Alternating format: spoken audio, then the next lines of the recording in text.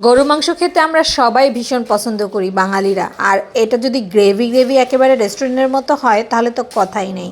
অনেক খানিকটা তেল নিয়ে নিয়েছি, সাথে পেঁয়াজ বাটা, আদা বাটা, রসুন বাটা দিলাম, ঝালের গুঁড়ো দিলাম, হলুদের গুঁড়ো দিলাম, জিরে গুঁড়ো দিলাম, ধনিয়া গুঁড়া দিলাম। এবার এই মশলাটা কষানোর পালা। কিছু আস্ত জিরেও দিয়ে দিয়েছি।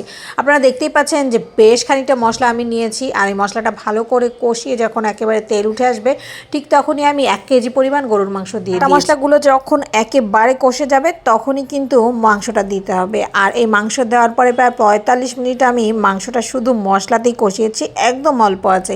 গরুর মাংসের মধ্যে কিছু আলুও দিয়ে দিলাম। এবার আরও কষানোর পালা। প্রায় 20-25 মিনিট অল্প পানি দিয়ে কষাতে শুরু করব। এদিকে আমি পরোটা বানিয়ে নিয়েছি ইফতারির জন্য। রোজায় আজকে আমরা ইফতারিতে পরোটা আর গরুর মাংস খাবো। আর এই রেস্টুরেন্ট স্টাইলের এরকম একটা গরুর মাংস খেতে পারলে আর কিছুরই দরকার হয় না। একেবারে গ্রেভি গ্রেভি গরুর মাংস, সাথে গরম গরম পরোটা। এভাবে করে গরুর মাংস রান্না করে খাবেন আর পরোটা, অসাধারণ মজার একটা স্বাদ হয়। আল্লাহ হাফেজ।